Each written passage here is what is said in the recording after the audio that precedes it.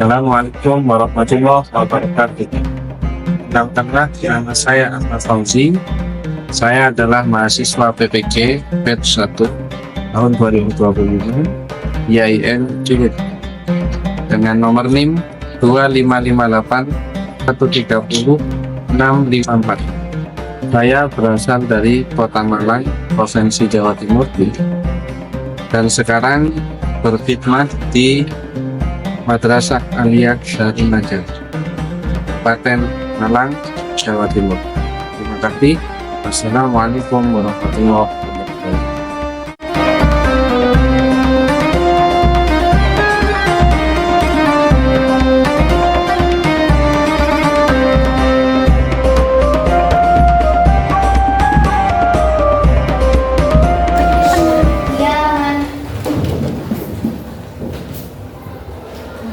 Assalamualaikum warahmatullahi wabarakatuh. Waalaikumsalam warahmatullahi wabarakatuh.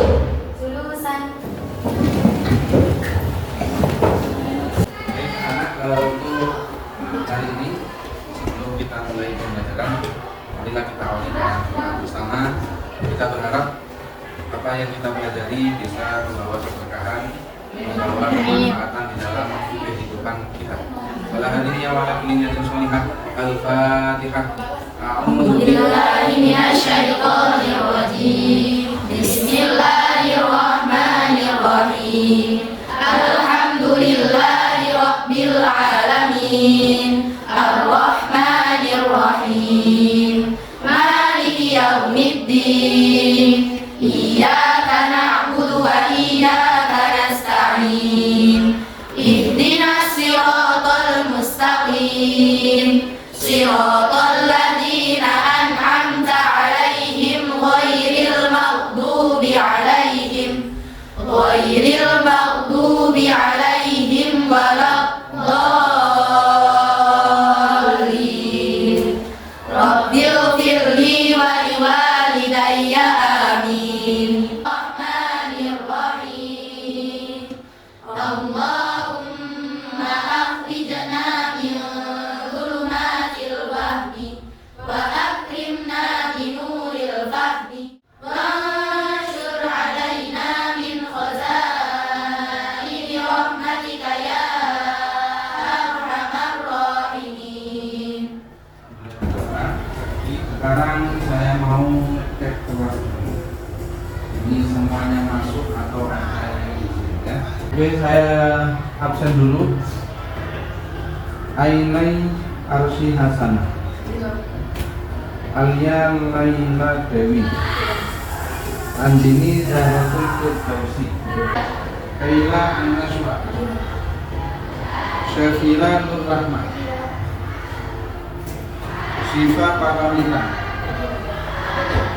Syifa Halimatu Sahya, Buat Syahril Aulia, Nurja Dini Nikmatul Aisyah, Zahratul Sita. Tapi semuanya hari ini masuk semua ya? Tidak ada yang izin ataupun sakit. Baik, anak-anak, minggu kemarin kita membahas tentang apa? Masailul Ahkam. Apa artinya Masailul Ahkam? Sumber-sumber hukum Islam. Sumber-sumber hukum Islam. Ada berapa sumber-sumber hukum Islam? 2. Yang pertama, Muttafaqun alaih. artinya. Kesepakatan antara ulama. Yang kedua, Mukhtalafun fiih. artinya. Diperselisihkan oleh para ulama. Ada yang masih ingat apa itu ijma? Ya, silakan. Al-ijma wa jami mujtahidin fi asli dan usul ma'alafati Nabi Muhammad sallallahu alaihi wasallam. Oke, terus itu jawabannya. Ada yang tahu apa terjemahan dari bahasa Arab tadi? Silakan. Oh ya, silakan. Aminah. Al-ijma adalah kesepakatan semua ulama mujtahid yang setelah wafatnya Nabi dalam sebuah peristiwa menurut hukum syariat. Ya, itu adalah pengertiannya. Sekarang siapa yang masih ingat bentuknya ijma kemarin? Ya.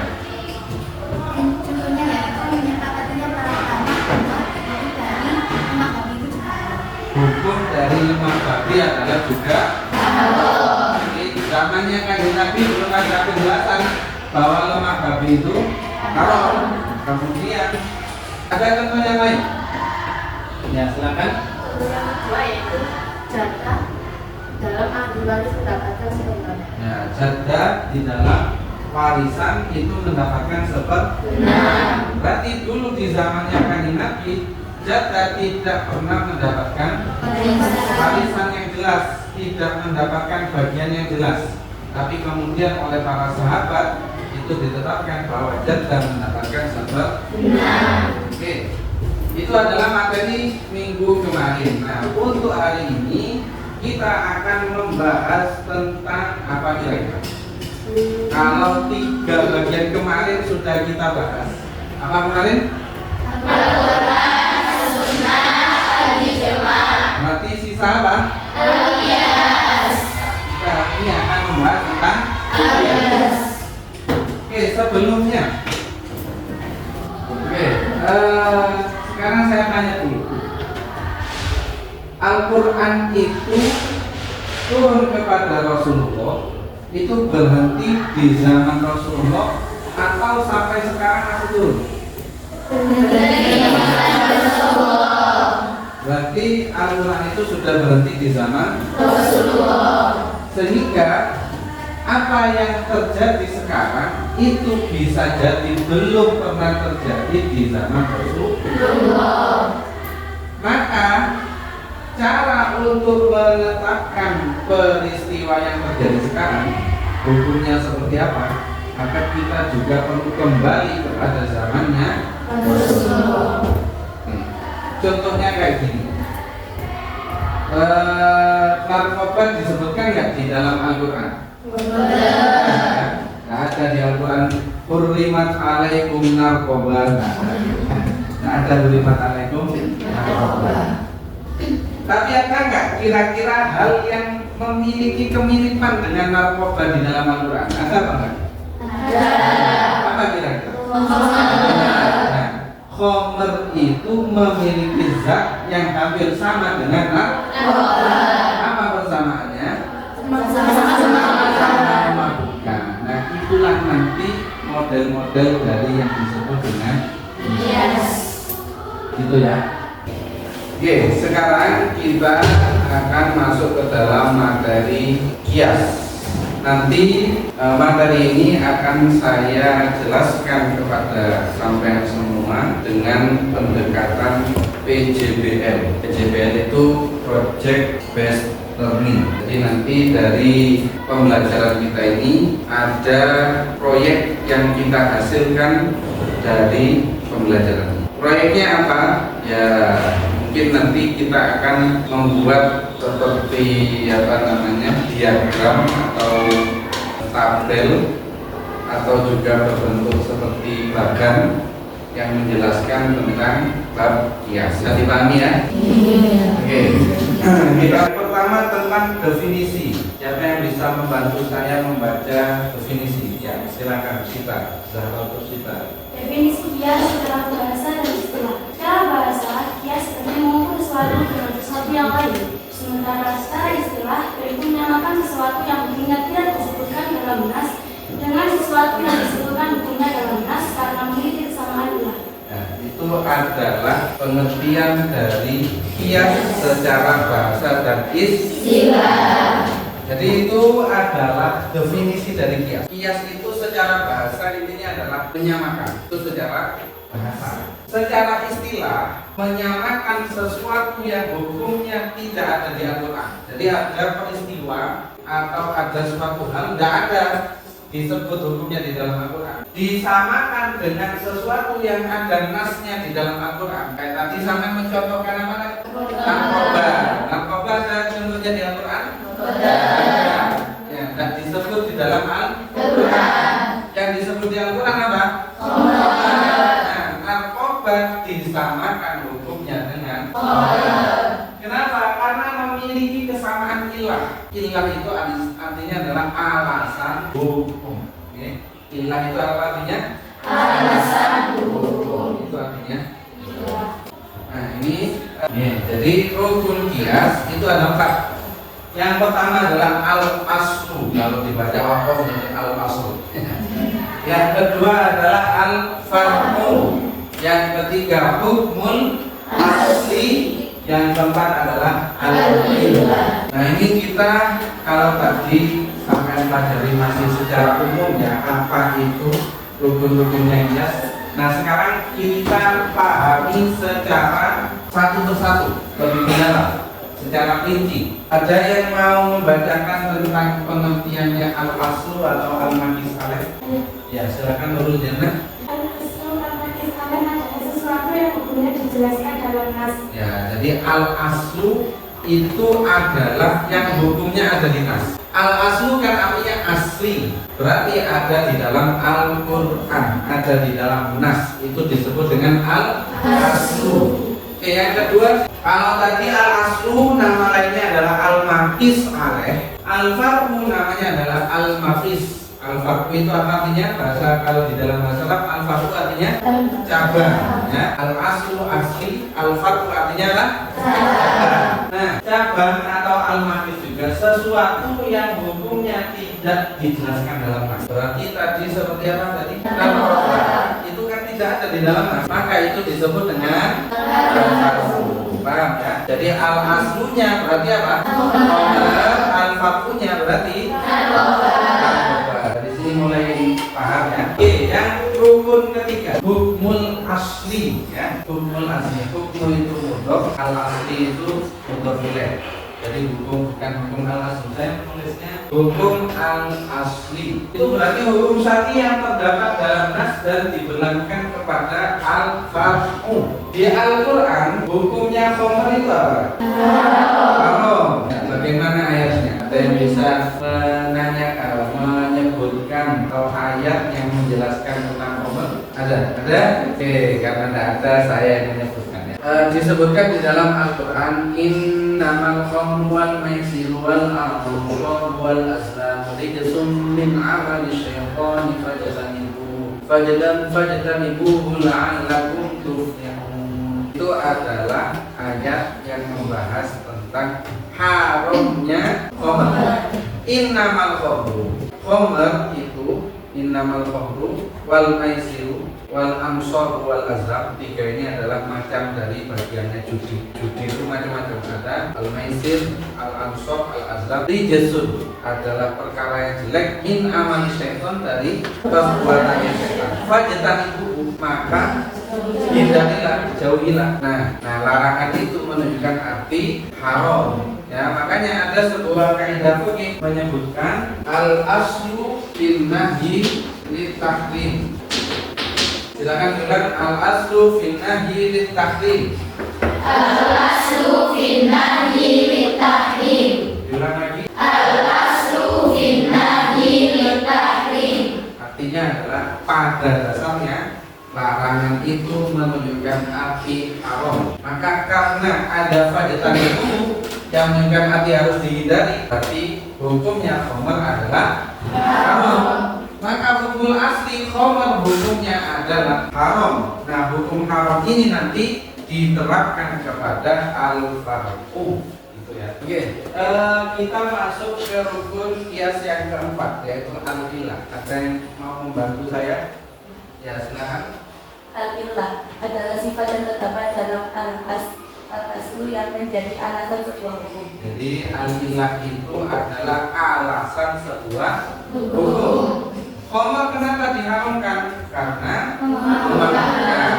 Maka dengan kata-kata memabukkan ini, memabukkan itu juga kita cari di dalam narkoba. Oke, kita lanjutkan. Oke, kita lanjutkan untuk materi yang tadi agar sampai lebih memahami dan mendalami tentang materi kias. Ya. Saya juga di sini menggunakan pendekatan PJBL. PJBL itu Project Based Learning. Maka setelah ini akan saya beri tugas kelompok. Tugas kelompoknya apa? Tugas kelompoknya adalah kelas ini dibentuk menjadi 7 kelompok. Kemudian buatlah kerangka penjelasan kias dengan menentukan bagian-bagian kias, disertai cara menentukan ilatul hukmi. Kelas ini dibentuk menjadi 7 kelompok. Kemudian buatlah kerangka penjelasan kias dengan menentukan bagian-bagian kias, disertai cara menentukan ilatul hukmi.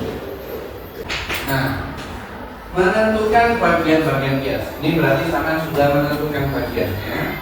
Kemudian dari bagian ini sampai masukkan yang menjadi contoh. Oke. Kemarin maksudnya jika yang lagi. Jadi tadi itu kan kita sudah belajar tentang kias dan macam-macam rukunnya. Ada al-aslu, al-farqu, al-asli, dan al-ilah. Kemudian sampai masukkan contohnya. Apa contohnya tadi? Narkoba. Disampaikan dengan nah, berarti di sini nanti sampai masukkan narkoba dan khamr itu di bagian ini, ya. Narkoba masuk ke mana? Khamr masuk ke mana? Hukum asli, hukum asalnya khamr apa di Al-Quran? Kalau bisa sebutkan ayat Al-Qurannya, ya. Kemudian apa alasan hukumnya? Oke, sudah kita pelajari tadi. Silakan dimasukkan contoh-contoh. Nah, untuk yang penentuan al-ilah, jadi bentuk diagramnya sama nanti maksudnya. Di sini ada al-aslu, di sini ada al-farqu. Al-aslunya apa? Al-farqunya apa? Gitu ya. Kemudian di sini hukum. Hukumnya apa? Al-farqunya belum ada hukum.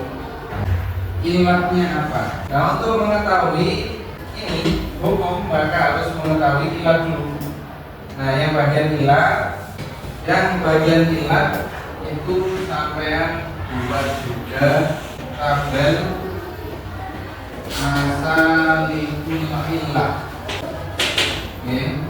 Di masalikul ilah ini lakukan yang pertama as-sabru wa taksim.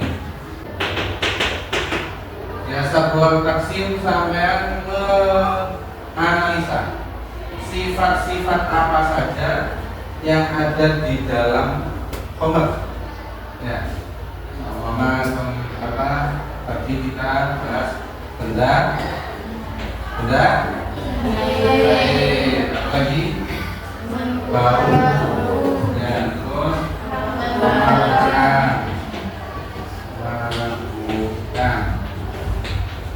lagi mahal. Nah, ini namanya as-sabru wa taksim. Setelah dilakukan as-sabru wa taksim, kami lanjutkan ke bagian tangkihul mana. Di tangkihul mana? Sampean tulis di sini wasful mundhabit. Jadi dari 4 ini mana yang kriterianya komplit yang jelas?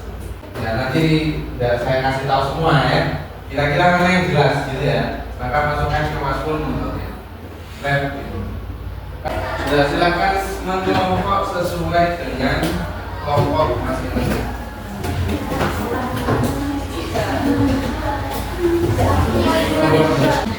Oke, sudah sesuai kelompok masing-masing ya? Nah, ini saya bagikan lembar kerjanya untuk dikerjakan sesuai dengan yang saya jelaskan tadi. Yang pertama, silakan isi nama kelompoknya. Sampai isi nama-nama kelompok di kelompoknya sampai. Jadi siapa saja anggota kelompoknya. Oke, silakan dikerjakan.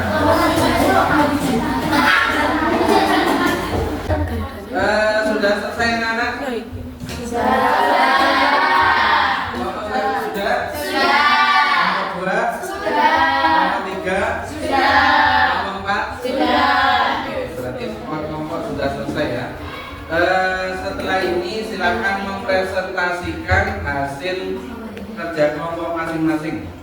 Cara presentasinya, kelompok 1 silakan berkolaborasi dengan kelompok 3. Kelompok 2, saya ulangi, untuk kelompok 1 silakan berkolaborasi dengan kelompok 2. Untuk kelompok 3 silakan berkolaborasi dengan kelompok 4. Tiap kelompok boleh 2 orang untuk menjadi delegasi. Oke, silakan kelompok 1 dan 2 maju ke depan.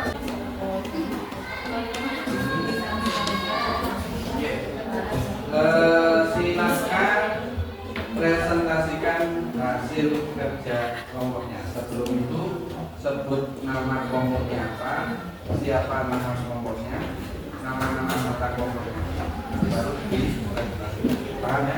Oke, silakan. Assalamualaikum warahmatullahi wabarakatuh. Waalaikumsalam warahmatullahi wabarakatuh. Kami delegasi dari kelompok 1 yang beranggotakan 7 orang. Saya Nazala Flora Dan saya ada Leila Dewi bersama teman-teman kami yaitu Laili Fitria, Juwita Naryani, Laili Kirani, Alina Manasika, dan Adi Jayati. Oke, silakan kelompok 1 untuk mempresentasikan hasil kerja kelompok. Saya akan mempresentasikan hasil diskusi dari kelompok kami. Contoh dari kias yang kami bahas, al-aslunya berupa khomer, kemudian al-fardunya berupa narkoba. Hukum dari al-aslu yaitu haram, seperti yang telah dijelaskan di dalam Al-Quran. Kemudian ilat dari al-aslu atau alasan dari al-aslu memiliki hukum haram, yaitu memabukkan. Kemudian akan dilanjutkan oleh rekan kami dari kelompok 2. Assalamualaikum warahmatullahi wabarakatuh. Waalaikumsalam warahmatullahi wabarakatuh. Baik, di sini kami dari delegasi kelompok 2 yang akan melanjutkan presentasi dari kelompok 1. Saya Zahra Kusita dan Saya Yuwasari Alia bersama teman-teman kami yaitu Abdul Hanifah, Lisi Maulidina, Syafira Nurahma, Sofita, dan Ismi Naila Safa. di sini saya akan menjelaskan mengenai masalah lingkungan ilat, yang dimana itu adalah kriteria ilat. Dalam masalah lingkup ilat itu ada 3 bagian, yaitu as-sabaru wa taqsim yang berupa benda cair, bau, memabukkan, mahal, dan berwarna. Bawahnya lagi ada kolom yang bernama tadbirul manat, yang dimana itu adalah alasan yang paling konkret dari ilat tersebut. Di sini kita bisa memasukkan bagian dari memabukkan. Dalam kolom selanjutnya juga terdapat tahdibul manat, di mana itu adalah ulasan yang paling konkret atau yang paling unggul, yaitu memabukkan. Dari memabukkan ini hukumnya sama seperti al-aslu, yaitu khamar. Maka hukumnya sama seperti khamar, yaitu haram. Sekian presentasi dari kami. Wassalamualaikum warahmatullahi wabarakatuh. Waalaikumsalam.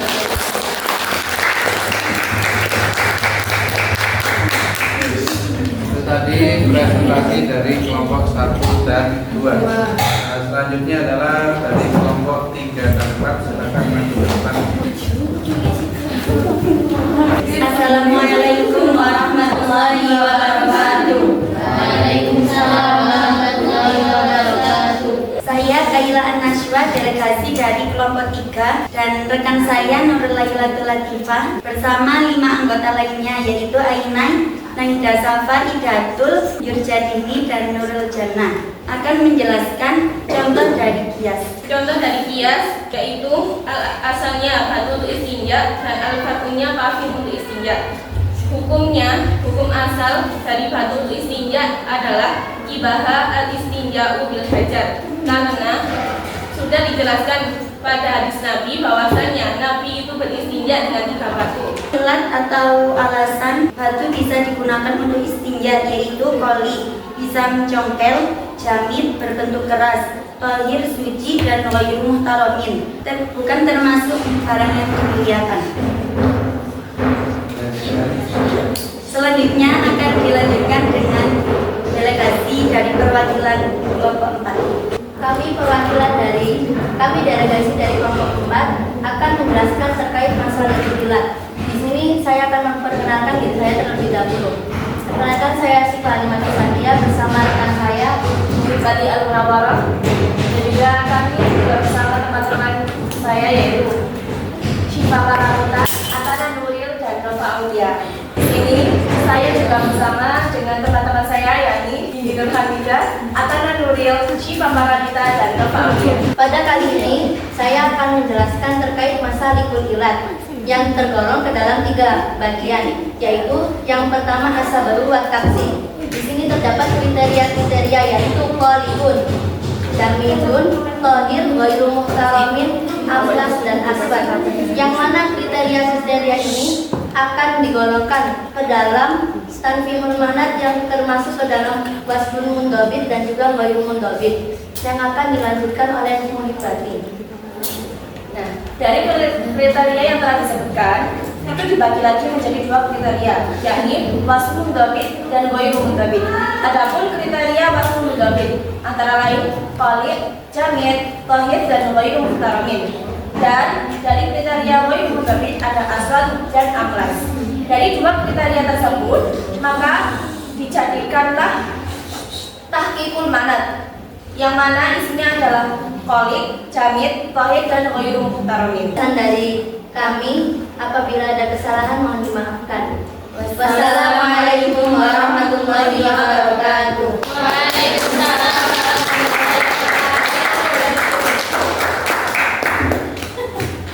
Terima kasih. Silakan kembali ke tempat duduk masing-masing. Terima kasih tadi presentasi dari kelompok 1 sampai kelompok 4 ya. Semuanya bagus. Tepuk tangan untuk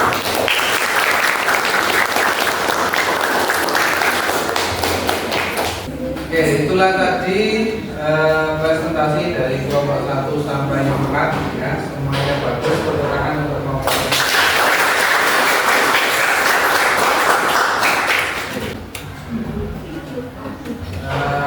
Jadi ya anak-anak semuanya, dari kias ini ada hikmah yang perlu kita ambil, ada pelajaran yang perlu kita ambil atau kita bacakan dengan lesson learning. Ada pelajaran yang kita ambil, yang pertama adalah akan memiliki peran penting dalam menetapkan sebuah bukti kalau Al-Quran itu hukumnya sudah pasti benar. Maka untuk mengetahui hukum yang ada di dalam Al-Quran, salah satu caranya adalah kita menggunakan akal. Jadi akal inilah yang bisa digunakan untuk memahami hukum-hukum, peraturan-peraturan dan semua ayat-ayat Al-Quran ataupun hadis-hadis yang ada di dalam Islam. Yang kedua adalah sebuah ungkapan Yunani menyatakan itu kamusu, artinya aku berpikir maka aku ada. Substansi dari hukum Islam itu tidak hanya berhenti dalam Al-Quran dan hadis, tapi juga ada sumber-sumber yang lain yang juga dihasilkan dari apapun atau akal. Maka selama kita mau berpikir, maka kita akan dianggap ada.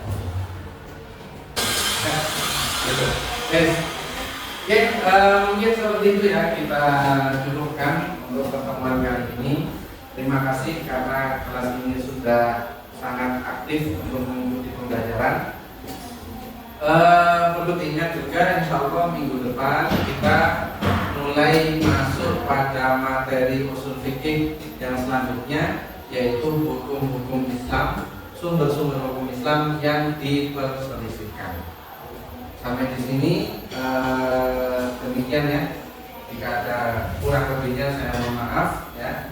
Apapun yang benar yang saya ajarkan itu adalah dari Allah Subhanahu wa taala, dan apapun yang salah itu adalah dari saya sendiri, juga dari siapa. Oke, itulah materi kita pada hari ini.